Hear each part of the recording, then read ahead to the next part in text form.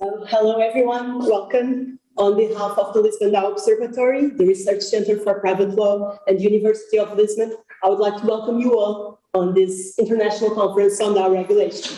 My name is Madalena, and along with Antonio, we are the principal investigators of the research project that is behind the Lisbon DAO Observatory. For those of you who don't already know us, the main goal of this research project is to try and find legal answers to the main challenges that are concerning DAOs, and hopefully help shape future regulation regarding DAOs, admitting that there should be any, of course. Last year, we hosted 3 events. The first legal structure workshop, where we gathered representatives from 7 different DAOs, and we learned from their experiences. How is their DAO structured? What are the main challenges that they face? And you can find a wrap-up document with the conclusions from that workshop on our website. On the second Lisbon DAO legal structure workshop, we invited legal scholars, practitioners to explain how DAOs would most likely be qualified under their jurisdictions and how are they being dealt with in jurisdictions that already acknowledge them, such as Malta, Wyoming, Vermont, and Marshall Islands, for example. And we are very, very happy to announce that the ebook with the papers resulting from that conference will be published shortly, and it will be available on our website also. Following the success of our Lisbon DAO hackathon also last year, and the empirical and legal knowledge that we gained last year, we today engage in a more forward-looking discussion and are thrilled to debate major hot topics regarding DAOs. Do they require legal acknowledgement? Should they be regulated? And which difficulties will we face in the process? To our amazing speakers, thank you so much for accepting the invitation to be here today, and for your time in discovering the ideal path for the best solutions regarding DAOs. From mandatory decentralization to governance structures, liability, dispute resolution, tax law, conflicts of laws, this is a wide-ranging conference that brings together extraordinary professors, extraordinary practitioners of different backgrounds, of different experiences.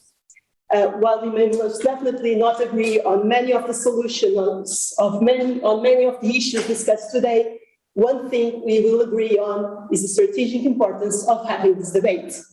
So many areas of law will be changing in the next few years, and it is our responsibility as scholars, as practitioners, to make sure we have legal foundations that are strongly established.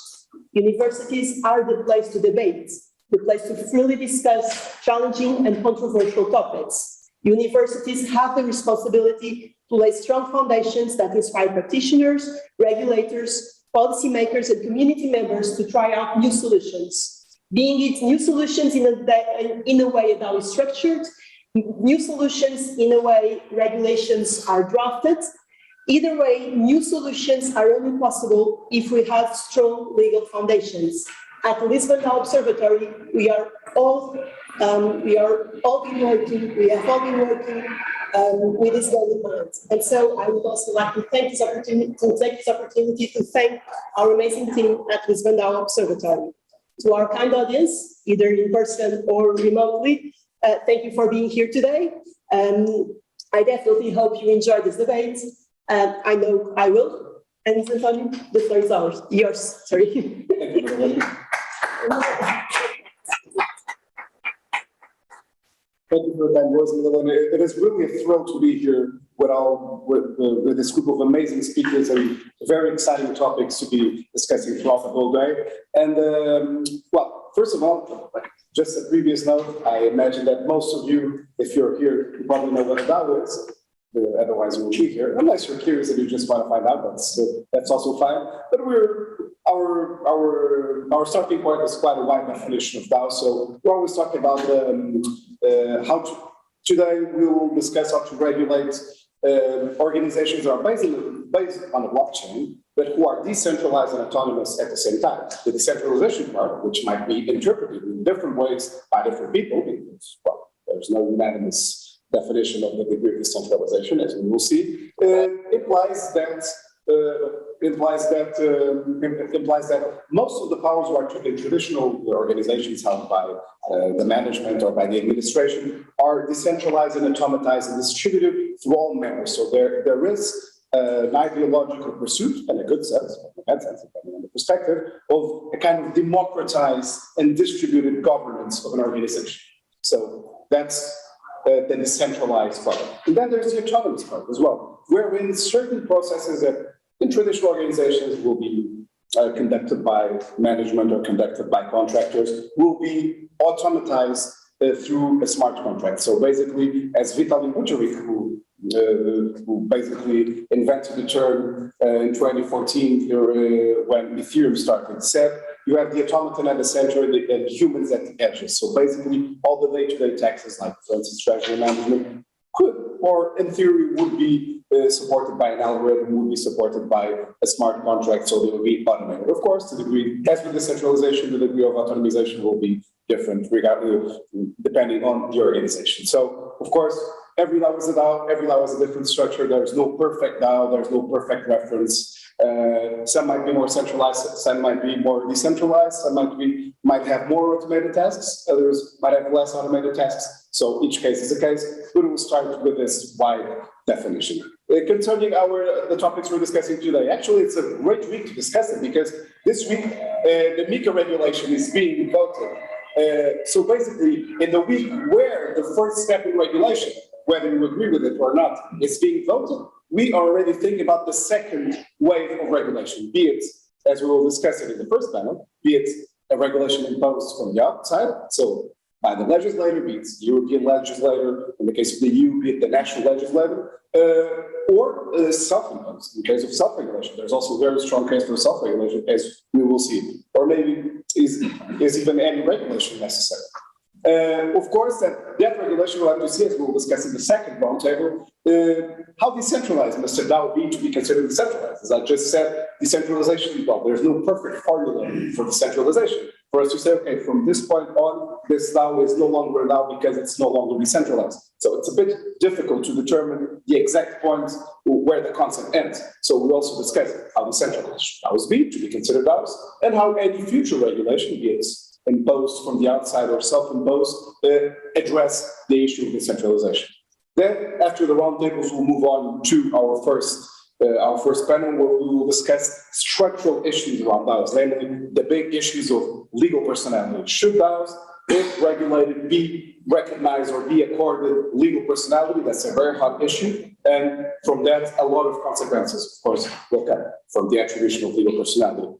Linked to legal personality, of course, we will also have limited liability, because limited liability is usually a consequence. It usually comes hand in hand with legal personality in most jurisdictions, and we'll discuss how the two things can come hand in hand, and if DAOs should have limited liability in case they are regulated.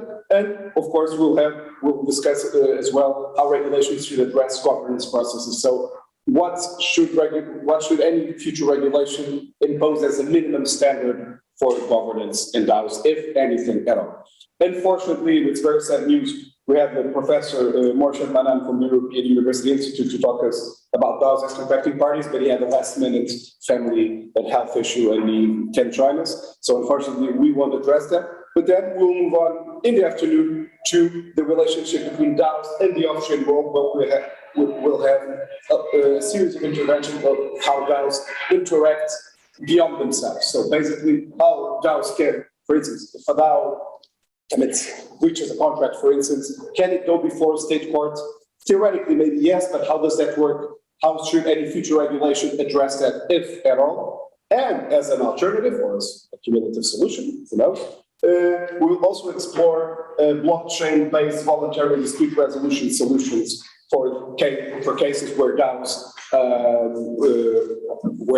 are involved in litigation. Of course, we'll also discuss civil liability of DAOs in general. So, of course, theoretically, regardless of even in the current state of law, where most DAOs in most jurisdictions would be considered limited partnerships, general partnerships in most jurisdictions, but similar consequences. joint and several and unlimited liability of its members. That's how they would be considered by the courts. Whether you're not, that's another issue. But in most jurisdictions, that would be the solution, the interim solution. So, of course, even now they would be subject to civil liability. But even in the future, where those would be recognized, how would that civil liability work? Because theoretically they would be subject to it, or its members, of course. But how would that work? We'll explore that as well.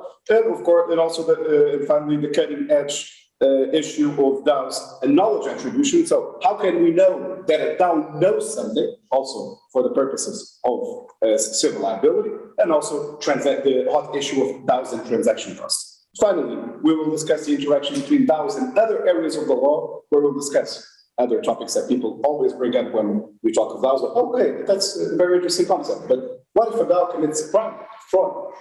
What happens? Okay, so we'll discuss DAOs and criminal liability. In that way, we also have a very interesting intervention that won our call for papers that we did back in January by Bianca Kramer and Gia Wang about DAOs and DeFi index, so related note.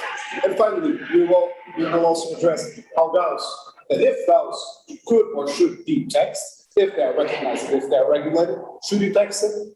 Yes or no? If you do, how do we do it? Even if you want to, can you? Is it possible physically? And finally, the very important and complicated issue of DAOs and conflicts of laws, because, well, DAOs are everywhere, so the application of many of the traditional rules of conflicts of laws is not particularly easy, so we will address that very complicated and very passionate issue in the last panel. And that's it. I hope you enjoy our conference. Just for a short note for those planning to stay the whole day, as you can see in the program, we'll have at 6 o'clock, we'll have networking drinks in the garden of the university, just above. So feel free to join us, have a chat, reach out, network, whatever you want. We'll be happy to talk to you, or talk to the other speakers, of course. And if you want, between 1 and 2:30, we have three bars here in the faculty where you can eat. I would recommend the one upstairs. Though I'm on better terms with the one over there, but I would recommend the one upstairs for meals. And I think that's it. Thank you so much for your attention, and I hope you enjoy it. Thank you. Thank you.